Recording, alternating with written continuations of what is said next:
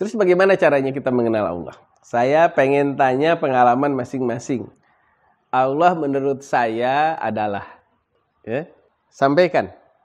Kalau kalian bisa menyampaikannya dengan enak, dengan lancar, berarti hubungan kalian dengan Allah itu sudah bagus. Tapi ketika menurut saya Allah adalah, kita agak bingung mendefinisikan bagaimana kita mengenal Allah, nggak usah malu, tapi itu tandanya kita belum kenal Allah dengan baik. Sok, satu-satu. Menurutmu kalau ada disebut nama Allah, apa yang terpikir, apa yang terasa? Kenapa? Tuhan dunia akhirat. Apa yang terpikir, apa yang terasa ketika disebut nama Allah? Gak tahu. Apa yang terpikir ketika disebut nama Allah? Salat. Apa lagi? Ngaji. Apa lagi? Itu aja. Apa yang terpikir ketika disebut nama Allah? Gak tahu.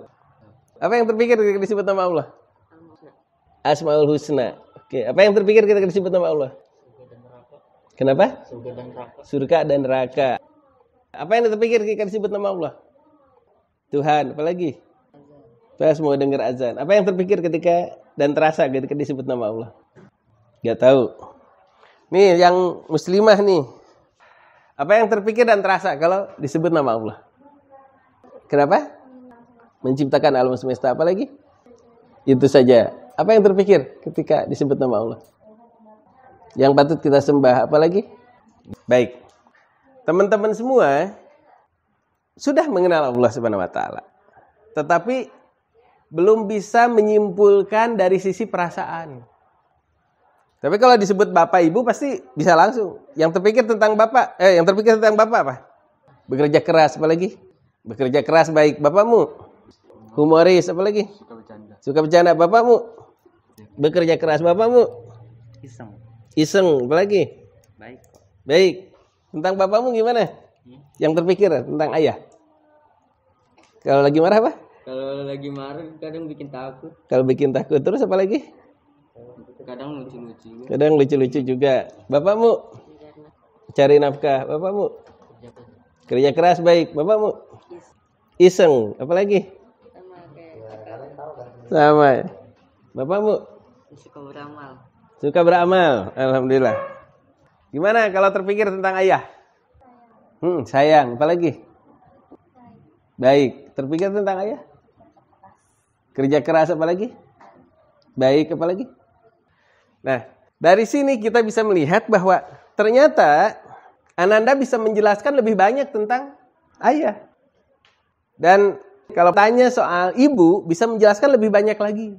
Bukan hanya 2-3 kata, bisa lebih banyak. Kenapa? Kedekatan hati biasanya lebih dekat dengan ibu.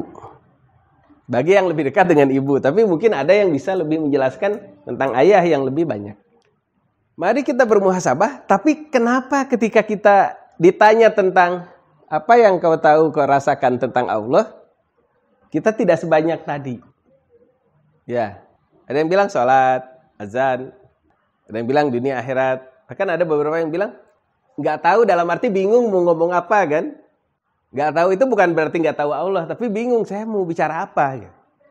Artinya ini harus difahami bahwa dibandingkan dengan mengenal orang tua dan mencintai orang tua, kira-kira Allah itu menurut kau sekarang, menurut Ananda, yang dirasakan ya, kalau dari tadi, ya kita kurang mengenal Allah dibandingkan dengan orang tua.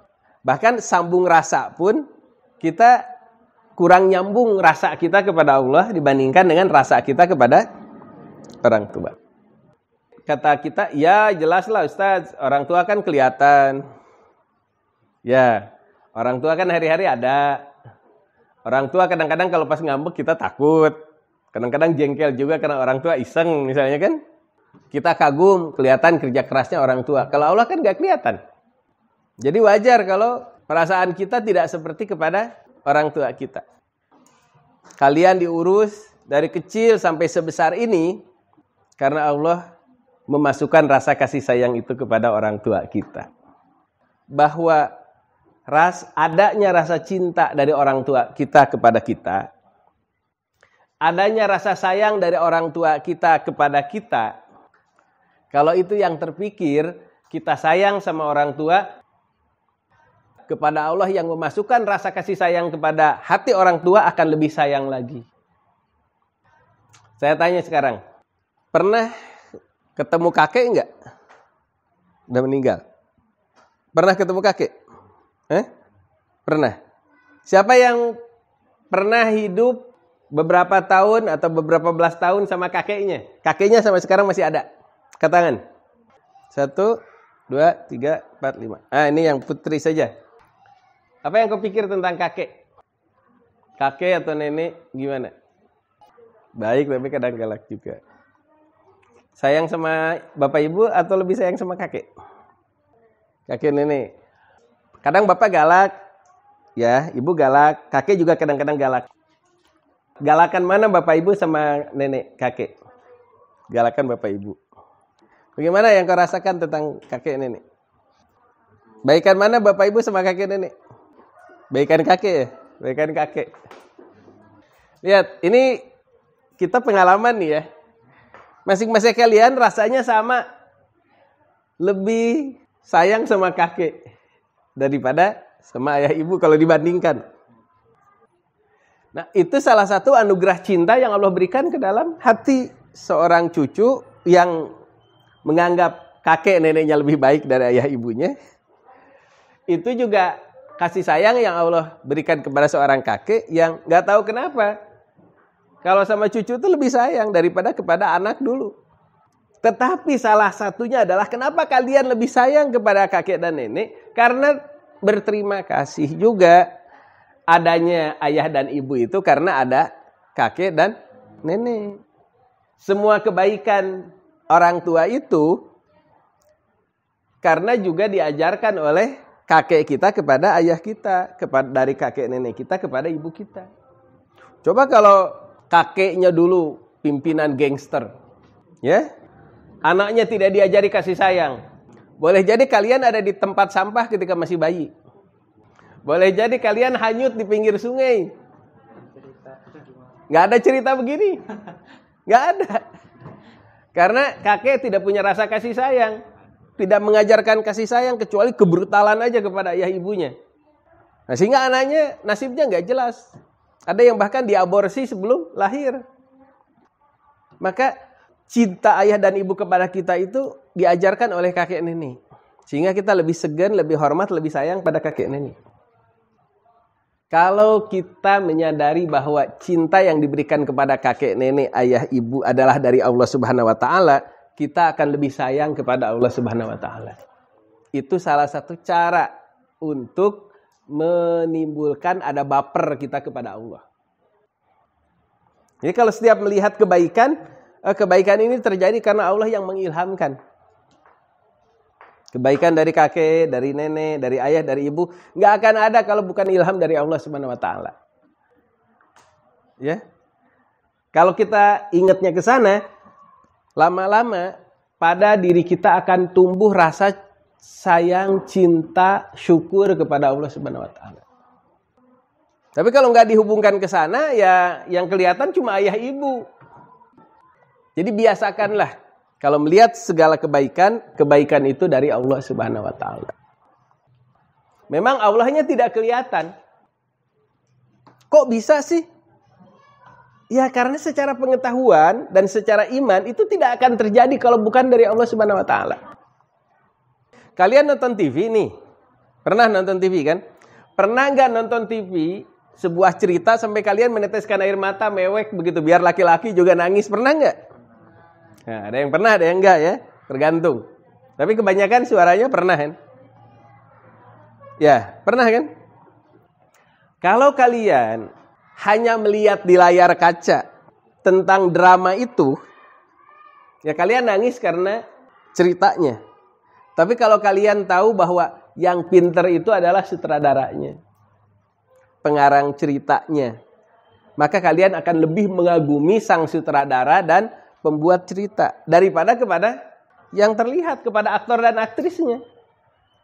Karena aktor dan aktris itu cuma pemain. Betul nggak? Jadi Karena kita melihat si sutradara itu yang pinter sebenarnya.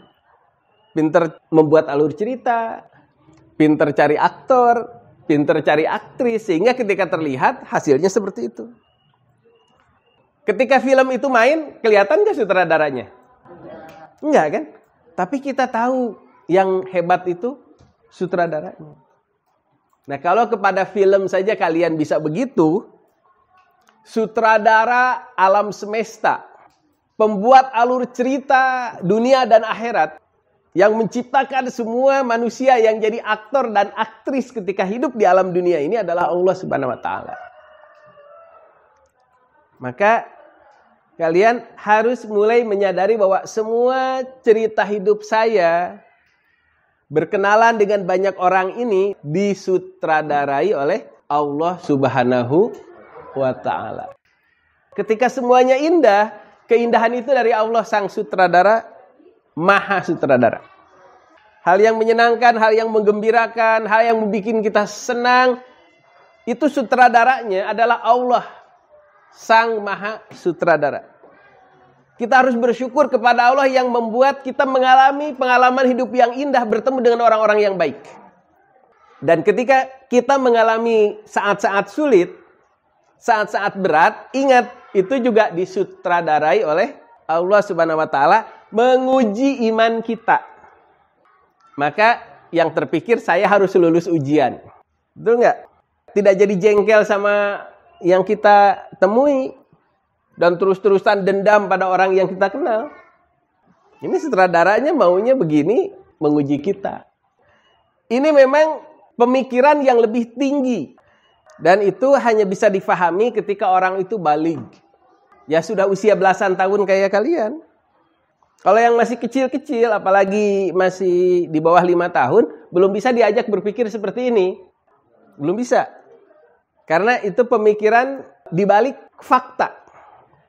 Pemikiran dibalik kenyataan.